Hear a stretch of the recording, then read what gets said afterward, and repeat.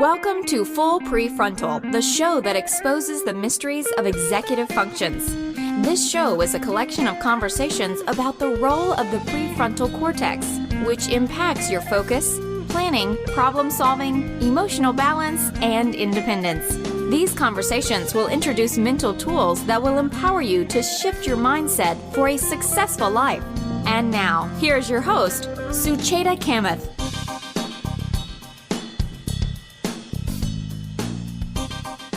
All right, welcome back to Full PreFrontal, where we are exposing the mysteries of executive function. I am here with our host, Psy.D Kamath. Good morning, my friend. Good to be with you as always.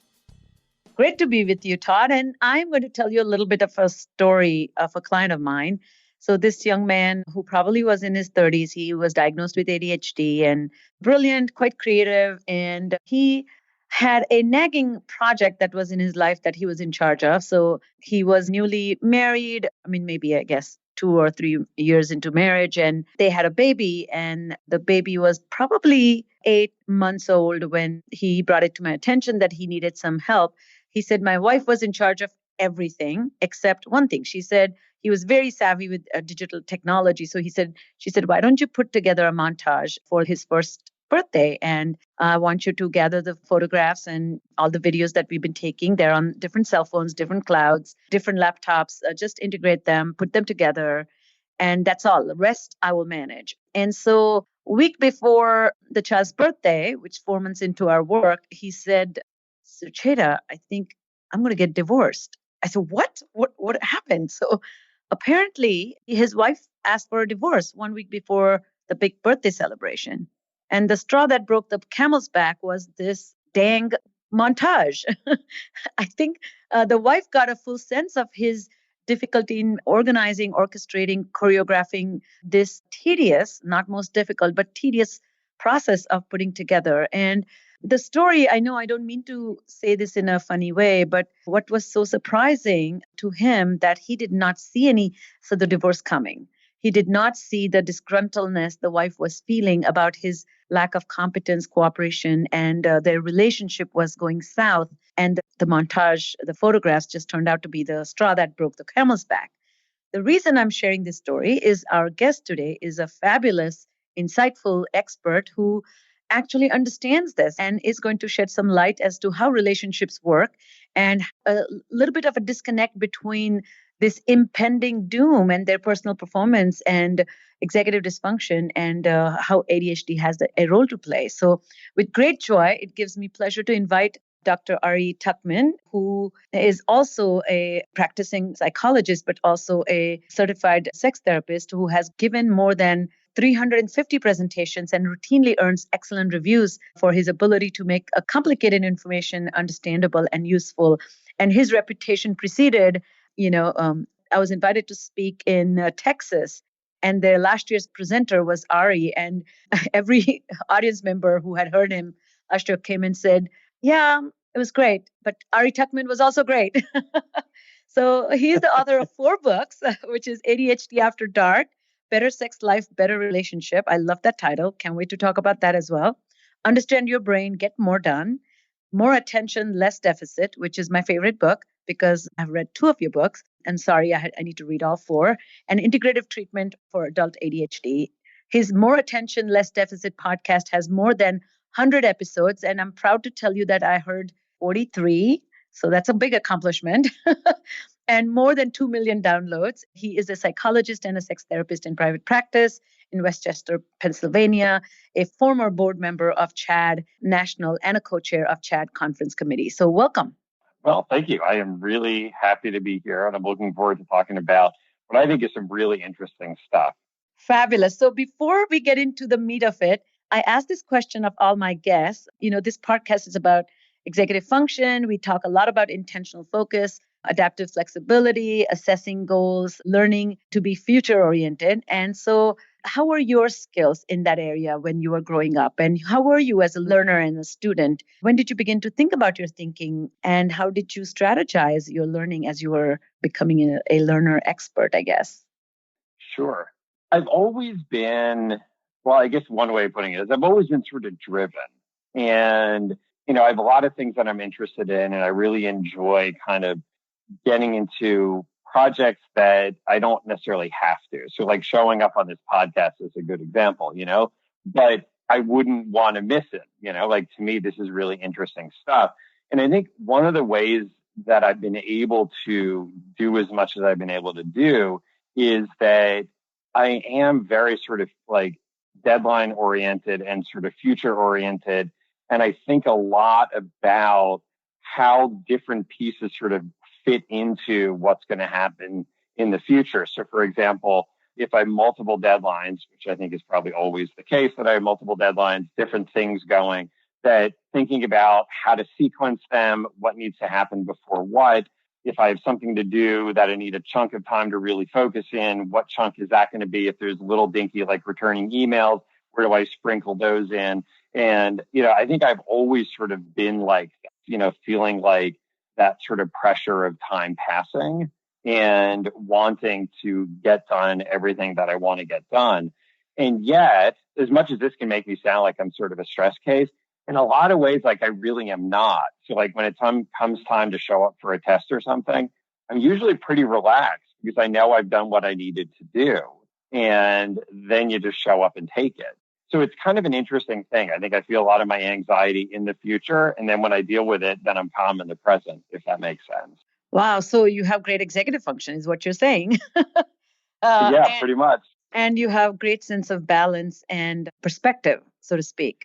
But you are the kind of person who puts in a lot of upfront effort, which is what we want our kids and adults that we work with to do. And they somehow have a lot of struggle with that. One more question I have is has your clinical work and your expertise and watching day in and day out people's struggles inform your or have influenced the way you live your life? So, of course, it sounds like you already bring a lot of strengths to it, but has this work influenced the way you approach life? Absolutely. So, I see a lot of folks with ADHD, and as you know, ADHD is really all about executive functions. And even more so, it's about executive functions in relation to time, and more precisely in relation, kind of balancing the present versus the future. And I think we're going to talk a bunch more about that.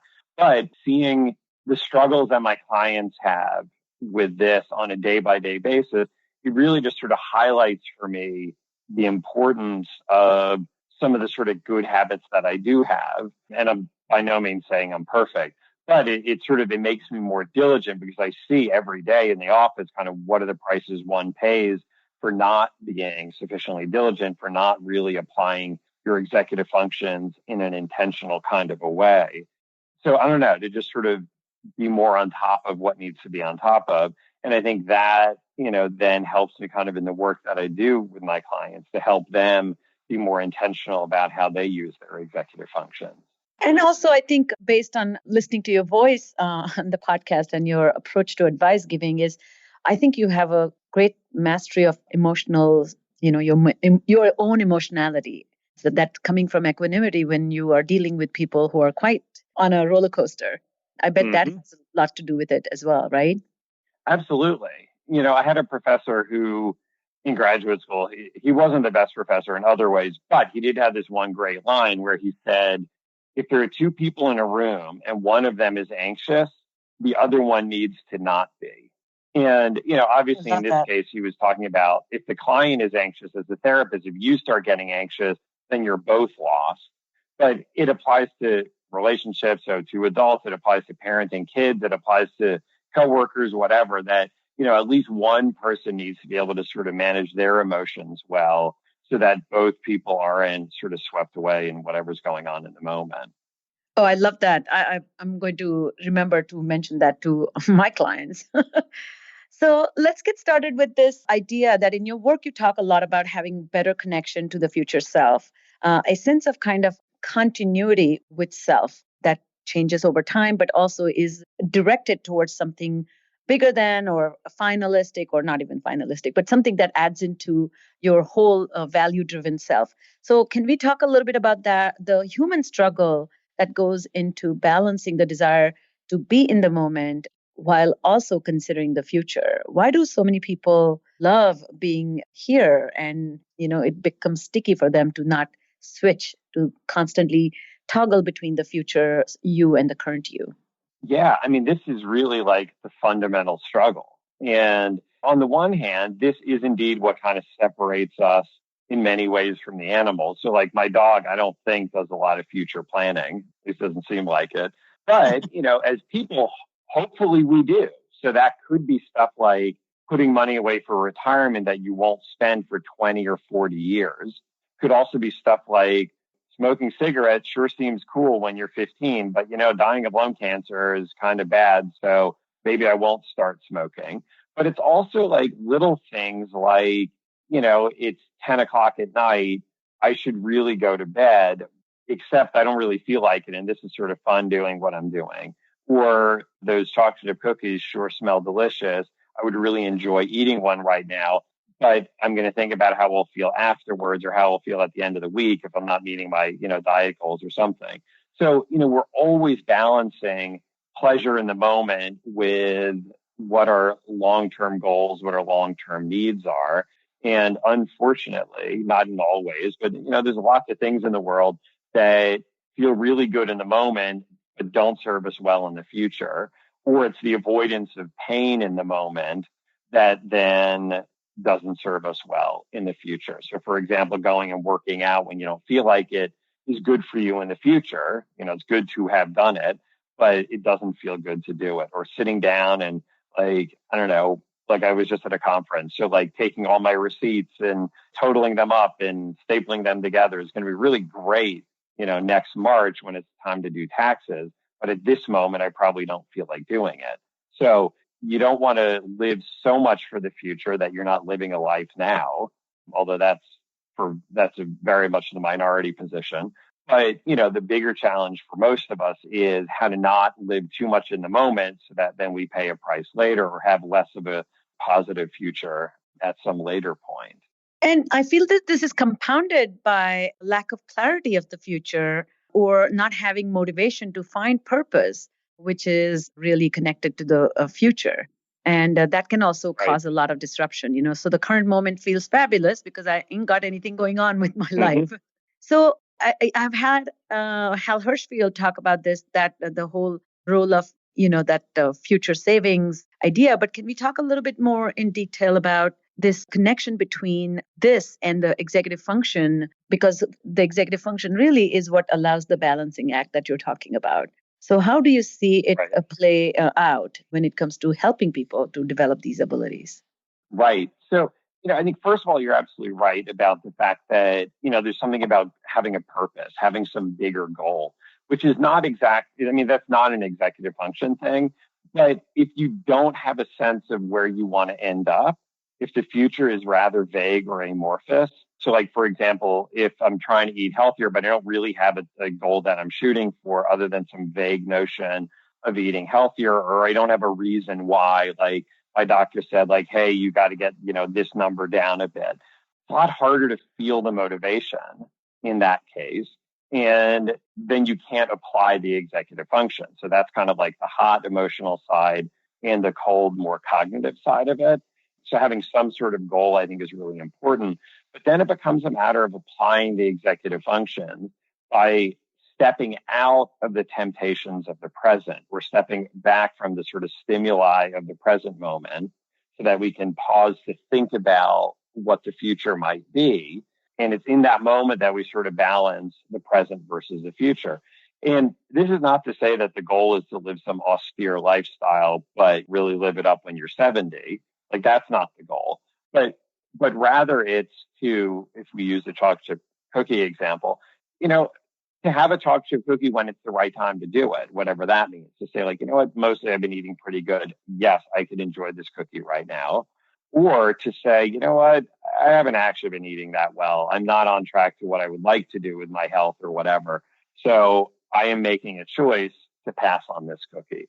And that's where the executive functions come in, is to sort of, they come in that pause between stimulus and response to then think through the possibilities, consider the future, and then make a choice at that moment. And you bring up a very important point that I've seen become a big problem, which is this austere life, which is, if I don't indulge in now, then are you telling me to abstain from all that is fun? And Right. and they look at that current moment as a punishment I'm giving myself. And so you're saying that really it's not punishment. Yeah, I mean, I can't even convince many of my clients that, I have kind of recommended make your bed, that little, remember that speech that became viral, that, simple habits, how they can add. But I think a lot of times somehow a lot of my ADHD folks feel that they are in shackles of routines, and they hate it because they feel they define, or they'll somehow hijack me from my ability to be a vagabond. What do you think? Tell such Right. patients. Yeah. So I think it's an important point that you're bringing up. So punishment is often, it's sort of externally driven. Like if you eat the cookie, I will then, I don't know, whatever, you have to go to your room and not watch TV or something, right? And of course, nobody likes to be externally controlled. Nobody likes to be sort of feel punished like that. But I think in that circumstance, the problem is it's not the client's goal. It might be your goal for them, or they might think that this is your goal for them. But, like my job as a psychologist is not to decide for my clients what they should do. My goal is to help them make choices that they can feel okay about. So, like the example I'll sort of use here is, I've had more than one client who hasn't done their taxes in 5 years. Now, I would be incredibly stressed out about not having any tax returns for 5 years, but they're sort of stressed out, but not super stressed out. So my job is to help them figure out, is this worth it to you?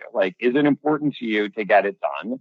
If it is, and I'm not saying it needs to be, but if it is, then what are you willing to do to make it happen?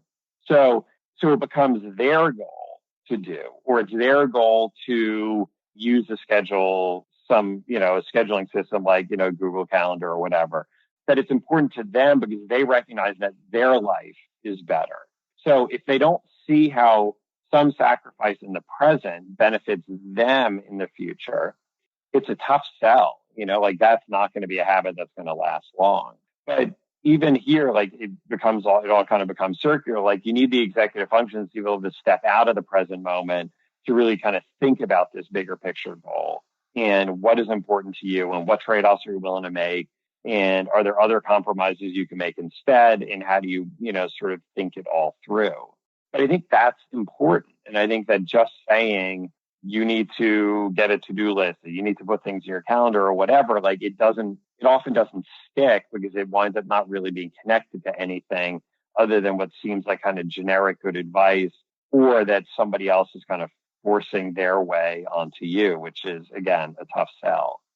You're so right. I have seen, it wasn't until I would say 5-6 years ago that I became aware that procrastination is actually, or there's a huge component of psychological ailment that needs to be addressed. And that sense of existential crisis, who am I if I don't get these things done? Who am I really? And because a lot of times as a coping mechanism, the ADHD folks that I work with allow themselves to be okay with an outcome that's negative or not favorable to that future self, because the future goals are movable because they didn't make it happen in the current moment through abstinence, through cajoling self, whatever it was. So, yes, I want to get good grades, and then I don't get good grades. Oh, well, I didn't get good grades. I mean, all along feeling terrible. So that feeling terrible doesn't go away, but somehow really not feeling that I have any agency. So sounds like your work, and that's why it's so important to work with psychologists like you, because that sense of agency needs to be awoken and shaped by some therapy. It's not a cognitive approach. This is a deeply psychological approach. Right. In particular, if it's someone who has ADHD or some other thing that's sort of long-standing, it's not just I've been sick for the last few days and I'm not really getting things done.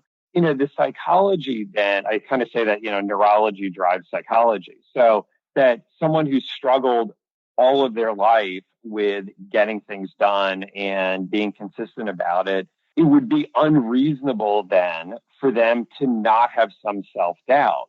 Oh man, I got that big work project coming up. Sure hope I, can get it done. I sure hope it's not going to be a mad dash scramble at the end, but you know what? It always is. So I guess that just That's just how it's going to be. Like there's this kind of learned pessimism that they've developed, or as Russ Ramsey from Penn has coined it, self-mistrust. Like that there's this idea of like, I can't trust myself when I say, I'm going to start this time, I'm starting that work project early, when the last 50 times it hasn't been started early, or maybe most of the last 50 times. So like, there's that part of it as well. So they sort of give up too early on the idea of getting started earlier. Like they start and then they hit a little bit of bump, or they can't get going immediately and then they give up too soon. So they don't have that kind of persistence to kind of like slog through those uncomfortable moments and apply themselves, in a more effortful kind of a way. And that's why I think sometimes I find that if people take only coaching approach or send their children to tutoring, which is somebody literally being your frontal lobes and sitting with you and telling you, okay, put that away. Now take out this. Yeah. Did you write it in this? No. Okay, go ahead. So that instructional supervision, or like babysitting with the frontal lobes, is something people prefer. But I think that coaching, if doesn't kind of empower the learner, that self-knowledge that, as you're talking about, that addresses the cognitive aspects of self-regulation and the psychological aspect, the help won't be everlasting. What is your take on that? What are some of these approaches that begin to take shape that are effective, but they address hot and cold executive functions? Well, so certainly one big thing is, at least if somebody has ADHD, is medication. That, it improves the person's ability to do what they need to do. Now, granted, that benefit starts to wear off at the end of the day as the medication wears off, and then they need to take another pill tomorrow. So it's not like taking an antibiotic that it knocks out the, infection and then you're good to go. But, for what it's worth, my vision is no better after I take out my contact lenses than it was before I put them in. So such is the way of life. And, you still got to take a shower every day and all that other stuff. But it certainly improves the person's ability to, I sometimes say that ADHD medication closes the gap between intentions and actions. So there's less of a hump to get over, to get going on things, to persist on them, sort of pause and think about the future. But having said that, you can take, a pound of medication, and if you decide that mostly what you want to do is watch Netflix, I don't know, you might remember the details of the shows you were watching a little bit better, but you're still not getting anything done. So medication is helpful, but it's not the Yes. whole story. Creating a good work environment for yourself with fewer distractions, let's say, another good idea, definitely recommend it, but in and of itself is not sufficient. So, so it's really it's all of the above. It's having a bit of the right medication if that's relevant.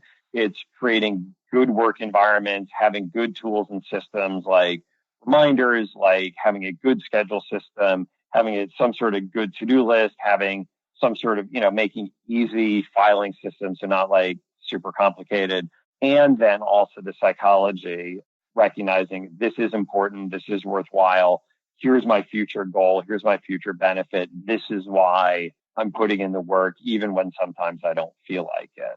Fabulous. So now can we talk a little bit about relationships? Can you help our listeners understand, and you are an expert in this, so what is the relationship between executive dysfunction and having social emotional understanding? And I see nothing but negative ramifications of that. And as a sex therapist, what are the additional layers that you may be handling in your practice that are a little bit unseen to the observer who's just an outsider? Yeah. So at the end of the day, we're social creatures. And for a lot of people, it's not simply like work achievement that drives a sense of happiness and fulfillment, but it's our relationships. It's the connections that we have with others. And folks who have executive function challenges will struggle, certainly in terms of school and work in ways that probably everybody's familiar with, but it also shows up in your relationships in that, when we have relationships with other people, we have certain expectations of them. Now, those might be too much or too little, the expectations we have for people, but we always have expectations. Like I expect of my wife certain things, just as she expects of me certain things. The problem then for folks with executive function issues is that they don't fulfill the expectations that their partner has for them. And that then causes strain in the relationship. And often, not always, but often what happens is the other partner winds up functioning more. And the person with executive function challenges begins taking on less. And there's this kind of shifting that takes place. To some degree, that can be okay.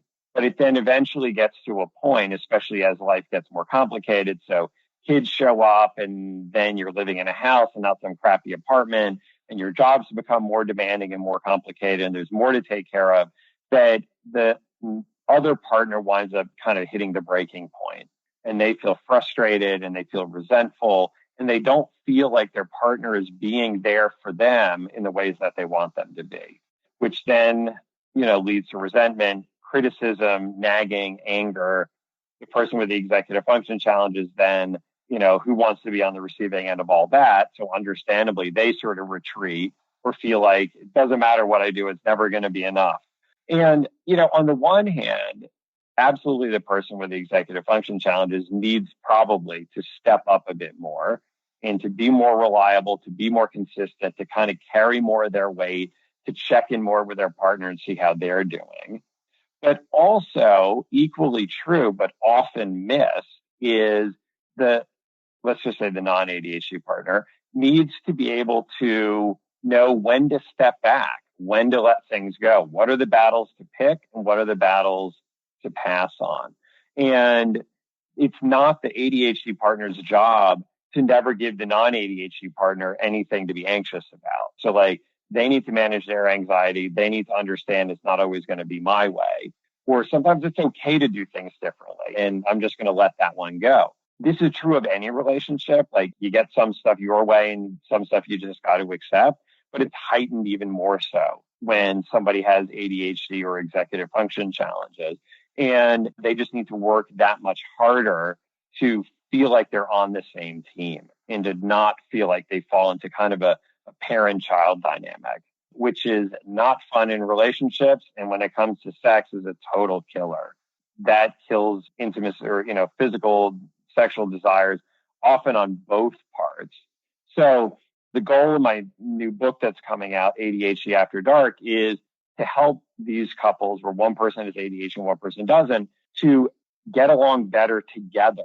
That sexual connection is really important in terms of a couple's happiness and longevity, and giving them the good feelings about each other to bounce over the daily mundane struggles of life. But to do that requires doing, frankly, some hard emotional relationship work and finding the ways where the one person can step up and the other person can step down so that they can do better overall, which is then better for their kids if they have any. Because when mom and dad do well, or mom and dad, when the parents do well, the kids do better also. As you're speaking about this, I'm reminded of mumblecore. Do you know it's a new genre of TV making or show making or whatever? I had never heard of it before. But anyway, there's a great show called Easy. It's on Netflix, and not recommending people to waste their time, but it's a great way the show is written, and it's fabulous acting. But the dialogues are written as if you are literally going through life, and it's not been scripted. It doesn't appear to be scripted. But the reason I'm bringing this up is they have, who's doing a great job of describing everything you just talked about is all these writers and producers of these sitcoms and shows.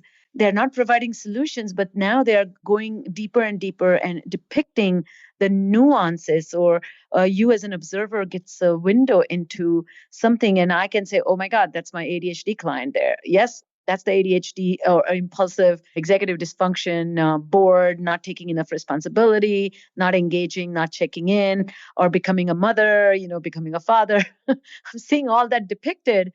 Unfortunately, now I'm not seeing a very well modeled TV. Of course, that will not make a good drama. But what's interesting about what you're saying is a lot of my clients, and particularly adults who are parents who bring their children, but they haven't really developed the insight that they themselves have these struggles, or they have never received a diagnosis of treatment of it, that they really want their children to be better, but they don't take the time or don't take serious understanding that they need to change. How do you see that play out in your practice? Yeah, I think that it's much easier to see this in others. And although as a society, we're doing a better job of recognizing and diagnosing and treating ADHD in adults and just learning disabilities in general in adults, we're still much better at identifying it in kids.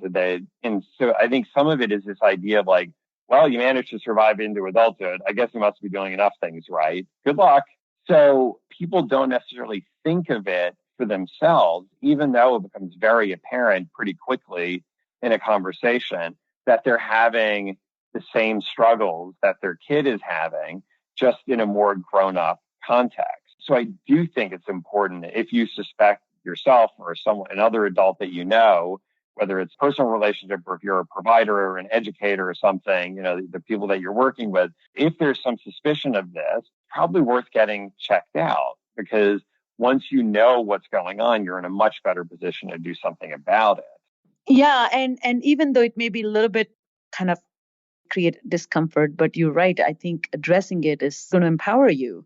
Do you see a change in your practice over time or in general trends that people are seeking more help? I see a bigger trend, a great trend towards seeking medication, but people are not comfortable seeking therapy or, really working with somebody with great effort because it just takes time. Unless it becomes Right. significantly impairing or devastatingly interfering, then people take steps. But otherwise, people just want to have quick fix. Right. So as we come to a close, what are your thoughts about children's ability to form better relationships? I think it's one thing that adults struggling with ADHD have a little bit cognitive maturity to, or also the ramifications are quite great and visible and tangible, but children are just developing these abilities. What do you see, or their understanding of self and their own assessment of the kinds of relationships they're having with others? Where do you see the greatest struggle, and what do you suppose is the best approach? So, yeah, absolutely. I think that, you do see this. And I think that to some degree, it depends on how much hyperactivity and impulsivity are a part of the picture versus if someone tends to just be more inattentive. That I think the folks who are more hyperactive and impulsive as kids, like it has a much bigger social impact, because these are the kids who are kind of getting in trouble at school, not, stuff like smoking in the bathroom or something, not like big stuff, but just that like they're the ones that the teacher's always saying something to. They're the ones who are talking when you're not supposed to be talking.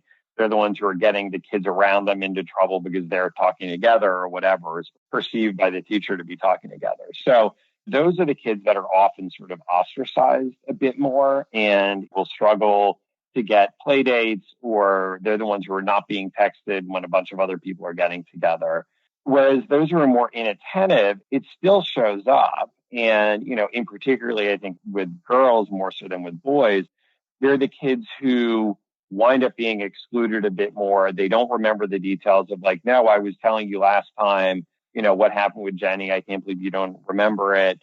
And I think that they're prone to settling for friendships where they're just not treated as well. You know what I mean? That there's this sense of like, well, I'm just lucky to have this friend. Or maybe they don't notice how they're not being treated as well. And perhaps later they realize, or as adults or something. So, the advice that I give in terms of this is they're younger kids, obviously, then it really comes down to the parents to sort of think about who their kids are hanging out with. Some kids who tend to be a bit more impulsive, the worst thing is two impulsive kids together. So finding other kids who are pretty mellow and a stabilizing force maybe can be a good thing. But also to do a little bit of work about, kind of talking to your kids about how their friendships are going and who they're hanging out with. And if something happens, obviously we always want to jump to the defense of our kids. But sometimes maybe we need to push them a little bit, or to sort of find the friends who are going to be a good fit. And people who are kind of particular and difficult, let's say, probably not a good fit for a kid with ADHD, because that's the setup for there too often to be a problem. And the problem clearly is going to be the kid with ADHD, because it's not the particular kid who's the problem here, right? That's the sort of dynamic that gets set up. Exactly. So people who get all offended and worked up when you're running late, you may not be a good match for them as a friend, and they may not be a good match for you as a friend. So you need to work harder and be considerate and text people when you're running late. But people who are going to put you in the doghouse for being late, like, you need to find somebody else.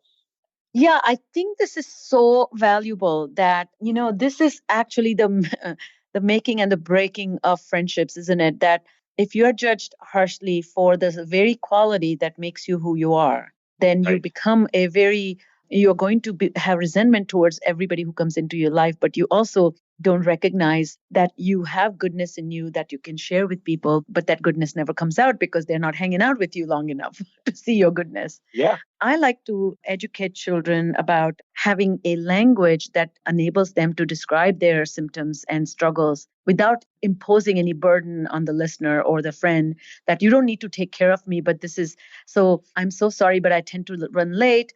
Is there any way you can text me before I leave the house or something? And kind of opening a dialogue where the friend says, I don't like to do that. Then you can say, okay, no problem. And so then kind of going to parent and saying, I have this important friendship.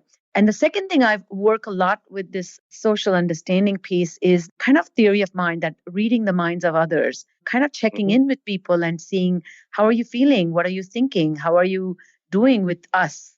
A lot of times that, as you mentioned, these inattentive and hyperactive kids are not oriented towards the minds of others and miss out on a lot of information about the mental states of others too, right? Yeah.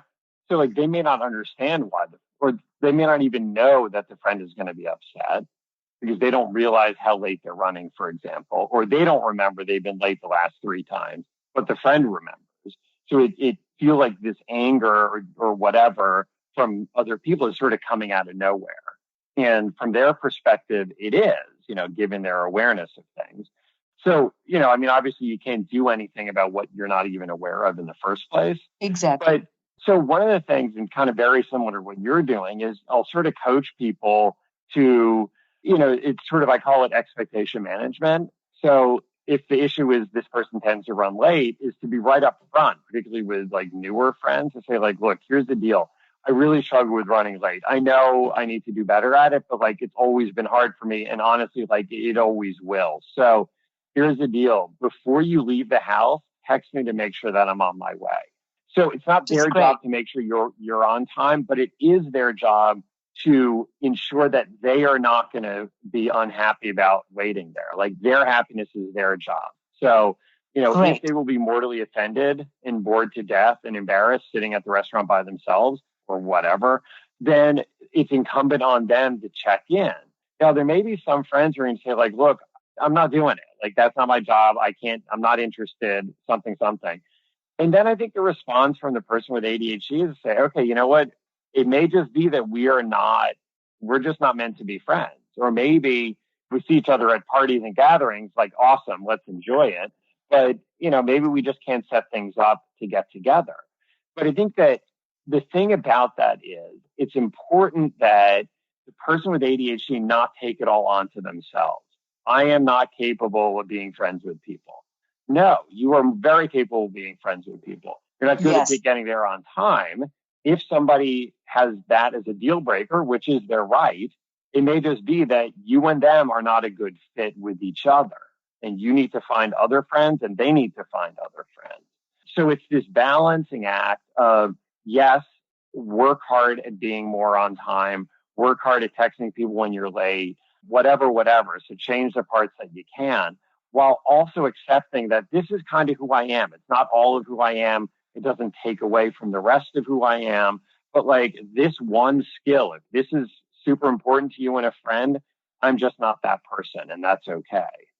I love it. I love it that it doesn't take away from who you are. I think that's the balance. That's the emotional adjustment that you make with making peace with yourself and having ADHD gracefully, I call it.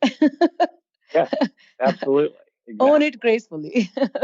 Well, Ari, this has been a terrific conversation, and thank you for your generosity and just being open with us and diving deep, particularly the intimacy aspects of things. I think this is going to be extremely valuable. And also, I don't think this applies only to ADHD. I think in this crazy frenzy that we are in, trying to live the digital life where we are so distracted, people are really becoming more forgetful and hyperactive, impulsive, and inattentive at the same time without any diagnosis. So Right. those are the kids in us that we need to manage ourselves and manage expectations in others. So thank you for being here today and for wonderful insight. You are very gracious. My pleasure. Thanks for having me.